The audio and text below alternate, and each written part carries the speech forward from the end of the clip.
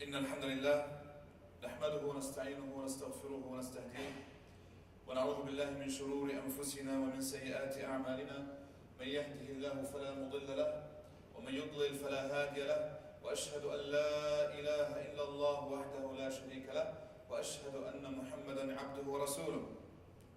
أما بعد يا أيها الذين آمنوا اتقوا الله حق تقاته ولا تموتن إلا وأنتم مسلمون. يا أيها الناس اتقوا ربكم الذي خلقكم من نفس واحدة وخلق منها زوجها وبث منهما رجالا كثيرا ونساء واتقوا الله الذي تساءلون به والأرحام إن الله كان عليكم رقيبا. يا أيها الذين آمنوا اتقوا الله وقولوا قولا سديدا يصلح لكم أعمالكم ويغفر لكم ذنوبكم ومن يطع الله ورسوله فقد فاز فوزا عظيما.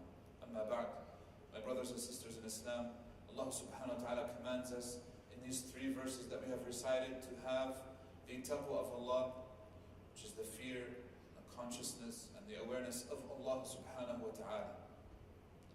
Part of this taqwa, my brothers and sisters, is that a person is regular and consistent in their devotion to Allah subhanahu wa ta'ala. Regularity for a Muslim is needed. Allah subhanahu wa ta'ala, when He praised the believers, He mentioned that they pray, or He says, إِلَّا الْمُصَلِّينَ. There are negative traits that He mentioned, like stinginess and anxiety and hopelessness and whatnot. And He said, except for the people who pray, إِلَّا الْمُصَلِّينَ. How do they pray? الَّذِينَ هُمْ عَلَى صَلَاتِهِمْ دَائِمُونَ. The ones who are upon their prayer. The word da'imun means always. And it doesn't say that they always pray. It says in their prayer they are always. This is how you would literally translate it. Meaning that they never stop their worship and their dedication to Allah subhanahu wa ta'ala. Why are we saying this now? Because Ramadan just ended. And it is important and crucial that we are regular even after Ramadan. Just because Ramadan ended doesn't mean that our worship should end as well. Just because Ramadan has ended, this doesn't mean that our taqwa of Allah subhanahu wa ta'ala should end as well. Just because Ramadan has ended, this doesn't mean that Allah subhanahu wa ta'ala is no longer watching us, or that His house is no longer here, or that the 5 daily salawat are not being established in the masjid, or that fasting is still not recommended, or that acts of charity are still not recommended. Many people, they only give charity in Ramadan. And this is a travesty, this is a big problem. Or they only pray extra prayers in Ramadan. Or that they even only pray their fard salah in Ramadan. And that is, wallahi musibah, that is a calamity. That if a person realizes what's going on, a person should never stop their prayers. And a person should never stop their dedication and their devotion to Allah subhanahu wa ta'ala. So the question is now, what is going on? And how can we reverse this? What is going on? First off, we have to identify what actually is going on, inshallah ta'ala, either in our mindset, or in our actions, or in the environment that we are in. Number one, once we have Eid al-Fitr, we should do futur and not futur. In Arabic, the difference is between a ta and a ta. Futur is breaking your fast. Futur is where you lose energy. Futur is where you no longer have azima or himma to do what it is that you do. You run out of gas. You no longer have the same energy, the same motivation to do the things that you were doing before. And this is the reality. The reality is, look, Allah subhanahu wa ta'ala has seasons in which He invites us to do more good. This is reality. And this is why Ramadan is going to be different than every other month. However, to run out of gas completely, this is unacceptable for us. We have to be regular. We have to break our fast, and we have to continue doing good deeds and continue to do good acts of worship, inshallah ta'ala, after Ramadan. Another problem that happens is that we are no longer fasting. My brothers and sisters, do not underestimate the power of fasting, especially what it has on your spirituality. Our Prophet ﷺ, when he was approached by a man, he said, recommend for me a deed that I should do. He wanted to do a good deed, and the Prophet ﷺ looked at him, and from the Prophet ﷺ's experience with this individual, remember this type of recommendation, a lot of times it's specific to the individual, but if you identify the same traits in your own life, then try to do this as well. He tells the man, عَلَيْكَ بِالصَّوْمِ فَإِنَّهُ لَا عِدْلَ لَهُ. He says, you should fast because there is no equivalent to fasting. There's nothing that is the same as fasting, either in reward or in the amount of barakah that it actually gives your life. Because when you are fasting, you are automatically in a constant state of taqwa. Whenever you get hungry, you remember I'm fasting, which automatically reminds you of Allah, which increases your consciousness and your awareness of Allah subhanahu wa ta'ala. Automatically you are putting yourself in a good position to be able to do good deeds for the rest of the year, because you are fasting more regularly. This is why one of the best things to do after Ramadan is to continue to fast. This is why our Prophet ﷺ, one of the first things that he recommended was fasting 6 days from the month of Shawwal. These 6 days are not purely for reward. They're actually beneficial to us to get into the process of continuing these good habits after Ramadan. And because obviously fasting for 30 days in Shawwal would be almost impossible, and you can't fast the day of Eid, and because the Prophet ﷺ understands that we are limited in our human capacities, he's only recommending 6. 6 days, that is it. Now outside of Shawwal, can a person fast more? Yes, you can. Abdullah ibn Amr ibn al-As, radiallahu anhuma, he comes to the Prophet ﷺ, and the Prophet wanted to scold him. And he says, I heard that you have now committed yourself to fasting the entire year. He was young, he was full of energy, and he said, you know what, since I love Ramadan so much, and the fasting and everything that I felt, I want to continue feeling that for the rest of the year. Brothers and sisters, we should try to do the same thing. Many people come and they say, why can't Ramadan be for the whole year? Very good. I love that question. That question is actually a very good question, because that shows that the person has the niyyah to continue being close to Allah. That means that they actually tasted the sweetness of what it is to devote your entire life, your entire day, the 24/7, to Allah subhanahu wa ta'ala. Your entire schedule is built around worship. And when a person has that, then they understand that there's a ladha, there is a sweetness to that lifestyle that they wish would continue for the rest of the year. But guess what? You can't continue for the rest of the year. You don't have to fast for the rest of the year. You don't have to, for example, pray qiyam the same way that we're doing in Ramadan for the rest of the year. But what you can do is have that consciousness and awareness of Allah subhanahu wa ta'ala, to where your life is built around your worship, and it's not the other way around. One of our problems is that we build our worship around our life. Meaning I look at my life schedule and then I fit in acts of worship. Whereas for the Muslim it should be the opposite. My worship should be there and I'm fitting my life around that. And once you realize the difference, wallahi, your life would change. And the way that everything else happens would also change, inshaAllah ta'ala. Going back to Abdullah ibn Amr. The Prophet scolded him. He says, I heard that you wanted to fast for the entire year. He says, yes. He says, don't do this, because you will not be able to keep it up. If you're making a vow to Allah subhanahu wa ta'ala for an act of worship, you need to be able to keep that promise, because you're not promising a human being, you're promising Allah. So he said, if you want to promise Allah, don't do this, because you will not be able to keep that promise. And if you betray your promise to Allah, that in itself is a major sin. It's called a nadhr. In Arabic, it's a nadhr. It's a promise, it's a commitment. It's you taking an oath to uphold something that you did between you and Allah. This is why the Prophet doesn't recommend doing these types of deeds, by the way. A nadhr, an oath, is not recommended in Islam. And this is why the Prophet says, لا نذر إلا من بخيل. There is only an oath from a stingy person. Why? Because he is so stingy that the only way for him to do the good deed is that he has to commit an oath and force himself to do it. Otherwise he won't be able to do it. But a Muslim should be flexible in that whenever he's encouraged to do something good, he just does it. He doesn't have to force himself, because it comes second nature. It's second nature to the Muslim to do these good deeds. He doesn't have to force himself. And so the Prophet tells him, if you want the reward of the entire year, all you have to do is fast 3 days from every month. That is it. And the Prophet was telling him this because for every day you get 10 times the reward. And so if you fast 3 days from every month, that's 30 days, that's the entire month. And if you do this every month, you have the whole year right there. Later on in his life, Abdullah ibn Amr, he regretted what he did with the Prophet ﷺ. Because he says, 3 days? That's it? I can do more. Give me more. And the Prophet ﷺ told him no. He said, yes, I want to do more. So then the Prophet ﷺ kept on recommending him until he, in the end, committed to fasting half the year. Meaning every other day he's fasting. And he said, sometimes I wouldn't be able to fast consecutive days, and so I would break consecutive days, but then I would make them up. So I would break for an entire week because I was either tired or sick. And then after this I would have to fast for an entire week because I made that oath.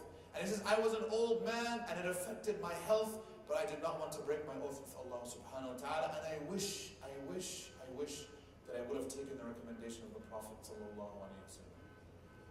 Fasting, my brothers and sisters, continues for the whole year. Fasting the 6 days of Shawwal continues in this month, and I recommend everybody to do these. Don't say, oh, they're just sunnah, they're voluntary. Wallahi, the blessings that come from one day, man sama yawman fi sabilillah, whoever fasts one day for the sake of Allah, it is equivalent, it will remove him from the hellfire for 70 years. 70 kharifa. If the person was deserving of 70 years of punishment, one day of fasting removes that. So imagine if you fast 6 days for the sake of Allah purely. Another problem that we have after Ramadan is that social environment that we used to exist in which everybody was participating, no longer is there. And this tells us the power of doing things in jama'ah. This tells us the power of doing things together as a community. When I see everybody else fasting with me, is fasting not easier? It is 100 times easier. This is wallahi true without a doubt. This is why coming to Jummah is actually very easy for a Muslim. Because they know that when I go there, I'm going to see everybody else coming to Jummah as well. And this is why it's very difficult for a religious Muslim to actually abandon Jummah, because he knows that everybody who is a Muslim and who is good is going to that prayer with me. That's why it's actually very easy. It comes second nature. You don't even think about coming to Jummah anymore. It's actually just part of who you are. And in fact, for you not to pray Jummah, even when you have an excuse, like when you're traveling, you have an excuse not to pray Jummah, you feel guilty by not going to Jummah. And this is true. This shows us the power of when we do things in a social context, things become easier. And this is why when I realize that everybody else is fasting with me, it is easier. This is why fasting the 6 days of Shawwal come very difficult for some people, because they don't have that social aspect to the fasting. This is why if you can encourage a friend or 2 or 3, or if you can encourage your family members to fast with you, this will make the fast easier. And our Prophet ﷺ recommended this. He says that there will come a time when there will be people who will get the reward of 50 from among you. 50 people from among you. And the Sahaba said, Ya Rasulullah, maybe perhaps you are referring to them, meaning one person has 50, the reward of 50 from them. He says, no, from you, meaning the Sahaba. They said, Ya Rasulullah, how is this? Of course, they know that they are the Sahaba, they are the first generation of the Muslims, they have the best reward. But he says, how is this possible? He says, لِأَنَّكُمْ تَجِدُونَ عَلَى الْخَيْرِ أَعْوَانًا وَلَا يَجِدُونَ. Because you find people to help you do good, and they don't find anybody to help them to do good. When he's doing the good deed, he's doing it alone. He doesn't have people that are doing it with him. But when you do good, you have people that are helping you. This is why if you have to fast alone, it's so much difficult. But because you're doing it alone, there might be actually more reward. But I would recommend you to do it in a social context. Find a good brother, or a good sister, or your family members, whoever it is, and fast with that individual. Because that will actually help you and assist you, inshallah ta'ala, to be a better Muslim. That's the reality of our situation, and this is why the Prophet ﷺ himself was recommended to take people, good people, to be with him when he worshipped Allah. Where Allah subhanahu wa ta'ala says, وَاصْبِرْ نَفْسَكَ مَعَ الَّذِينَ يَدْعُونَ رَبَّهُمْ بِالْغَدَاةِ وَالْعَشِيِّ يُرِيدُونَ وَجْهَهُ. Have patience with a group of people who worship Allah in the morning and in the evening, seeking the pleasure of Allah subhanahu wa ta'ala alone. Don't do things alone. Doing things in jama'ah is always better. This is why Taraweeh, it is better to do it in that group, inshallah ta'ala. Obviously, another problem that we face after the month of Ramadan is that shaitan is now free. And he he wreaks havoc, and he whispers to the people. And he is plotting again. And a lot of times if we haven't protected ourselves properly, the whispers of shaitan will be that much stronger. Another problem that we have after Ramadan is that we have hopes for a long life. This is called tul al-amal. We have hope that I'm going to reach the next Ramadan. No, nobody has that guarantee. Nobody has a guarantee that they will reach tomorrow, let alone the next Ramadan. And so if you miss Ramadan, that doesn't mean that you stop worshiping at all. That means that you continue doing your good deeds. Another problem that we human beings face is that a lot of times we put our good deeds in front of us and our bad deeds behind us. And it actually should be the opposite. Ibn al-Qayyim rahimahullah, he says the believer, the happy believer, or the successful believer is the believer who puts his good deeds behind him. Meaning he assumes that they are nothing and he has to continue doing more.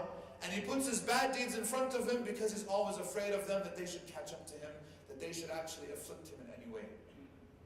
But if I put my Ramadan in front of me and I said, look, I did all this in Ramadan, khalas, I can take a vacation now. I don't have to work anymore. I don't have to continuously do the things that I was doing. Another problem after Ramadan that we face is that we no longer have a good relationship with the Quran like what we had before.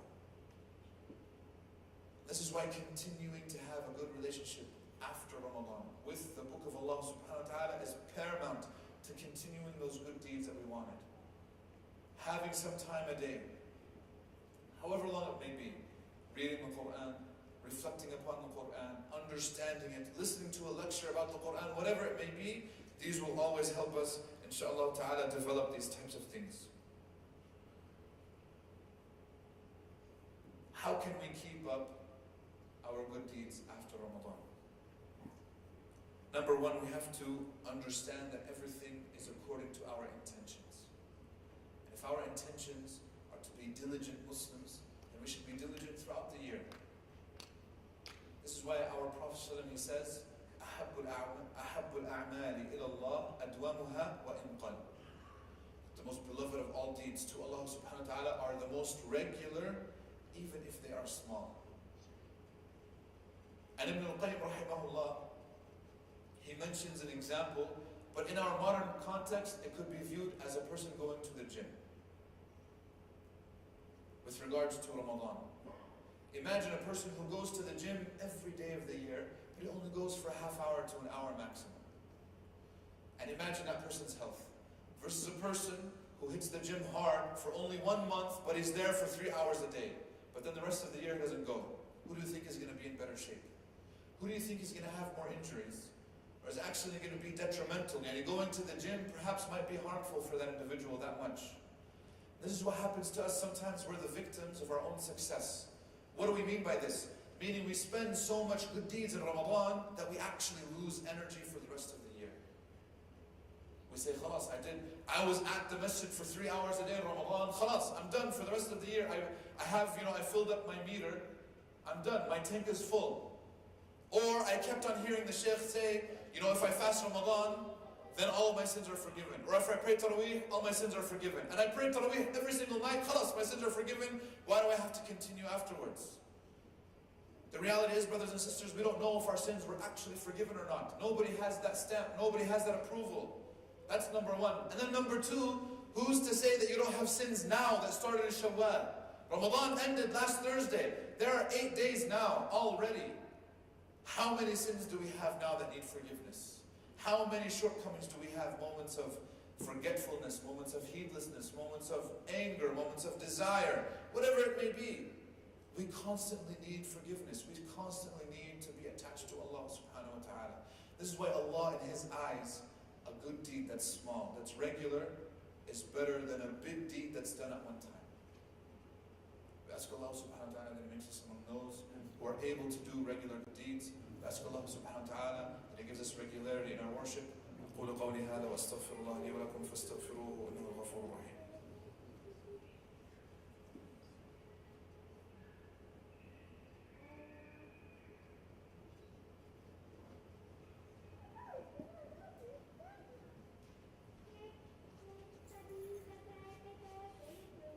الحمد لله رب العالمين وصلى الله وسلم وبارك على محمد وعلى آله وصحبه وسلم أجمعين. أما بعد, One of the things that the Prophet ﷺ used to say on a regular basis was this following dua. Allahumma ya muqallib al-qulub, thabbit qalbi ala dinik. He used to say, Allahumma ya musarrif al-qulub, sarrif qalbi ala ta'atik. He said, Oh Allah, the one who changes the hearts, make my heart steadfast upon your religion.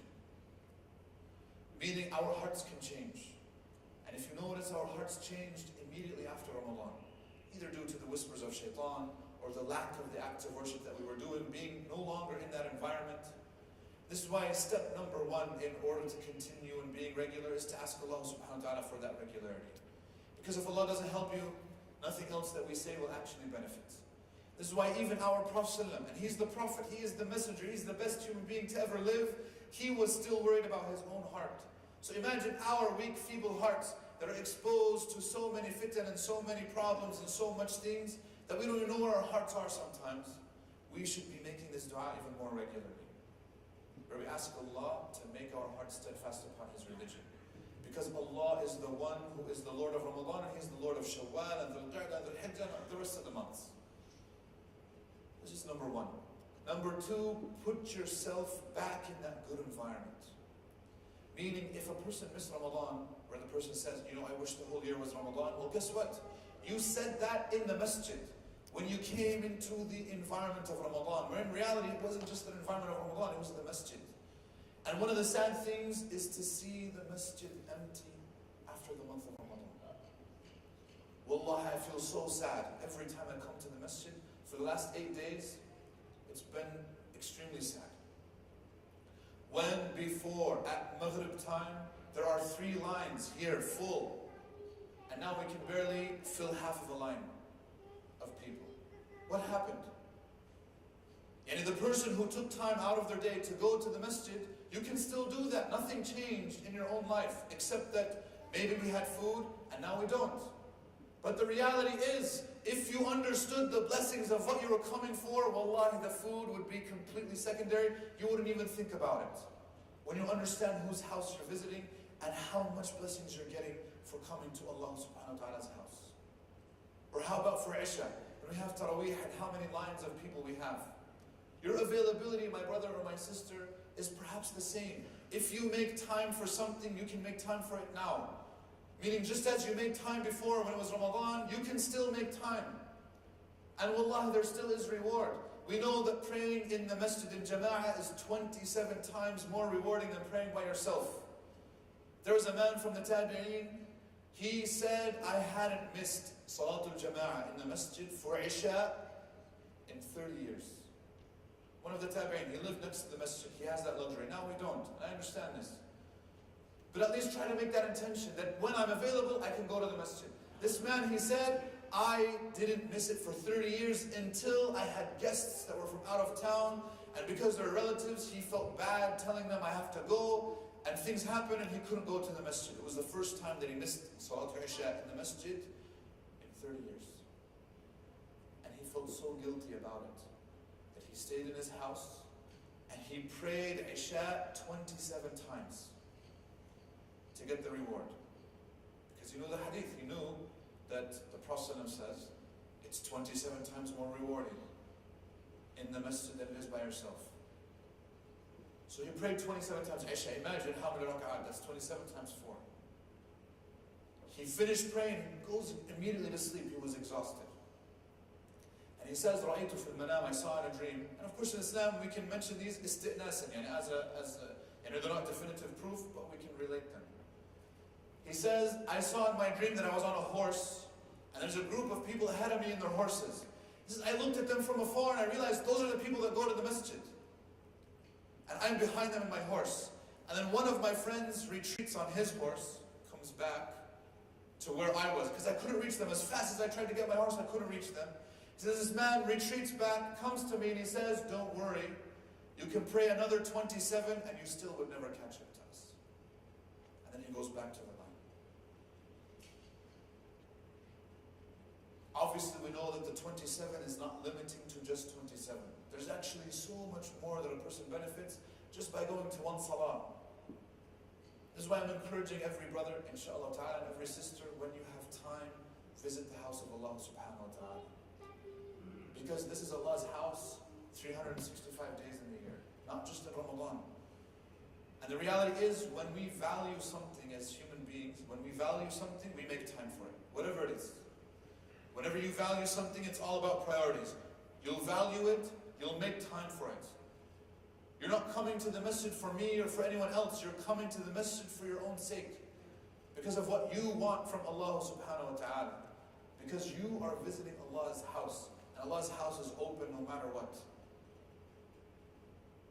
And remember, my brothers and sisters, to keep good company. There are people who might pull you away from the good habits that you developed in Ramadan.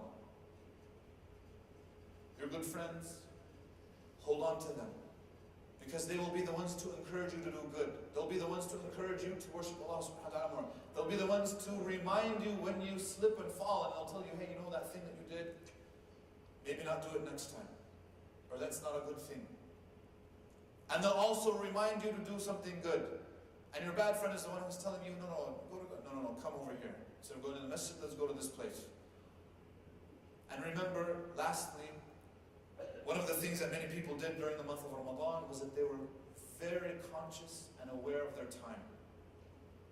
And remember that you should also do the same after Ramadan.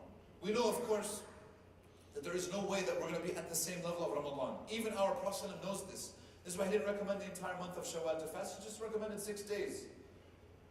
So we know that we're not going to be at the same level, but at least let us try to get something, inshallah ta'ala, good. And remember, last but not least, to have a good relationship with the Book of Allah after the month of Ramadan. If you finish the Quran once, continue. Finish it again. If you finished it twice or 3 times or however many times you're able to finish it in Ramadan, finish it again. But realize, my brothers and sisters, that the point is not finishing, the point is understanding. And the point is reflecting, and the point is applying it in our lives. We ask Allah subhanahu wa ta'ala that He makes us amongst those who are able to reflect upon the Quran and apply it in their lives. We ask Allah subhanahu wa ta'ala that He makes us among those who are regular even after Ramadan, that He makes us among those who have good company. He makes us among those who are able to go to the house of Allah subhanahu wa ta'ala and worship Him in His house. We ask Allah subhanahu wa ta'ala that He forgives us our sins and enters us into Jannah. عباد الله إن الله وملائكته يصلون على النبي يا أيها الذين آمنوا صلوا عليه وسلموا تسليما اللهم صل وسلم وبارك على محمد وعلى آل محمد كما صليت وسلمت وباركت على إبراهيم وعلى آل إبراهيم في العالمين إنك حميد مجيد اللهم أعز الإسلام والمسلمين وأذل الشرك والمشركين أعداءك أعداء الدين ربنا اغفر لنا ذنوبنا وإسرافنا في أمرنا وثبت أقدامنا وانصرنا على القوم الكافرين اللهم لا تدع لنا ذنبا إلا غفرته ولا هما إلا فرجته ولا دينا إلا قضيته ولا حاجة من حوائج الدنيا والآخرة إلا قضيتها وسرتها برحمتك يا أرحم الراحمين اللهم يا مقلب القلوب ثبت قلوبنا على دينك اللهم يا مصرف القلوب صرف قلوبنا على طاعتك اللهم أرنا الحق حقا وارزقنا اتباعه وأرنا الباطل باطلا وارزقنا اجتنابه اللهم اجعلنا من التالين لكتابك يا رب العالمين ربنا آتنا في الدنيا حسنة وفي الآخرة حسنة وقنا عذاب النار وصلى الله وسلم وبارك على محمد وعلى آله وصحبه الأخيار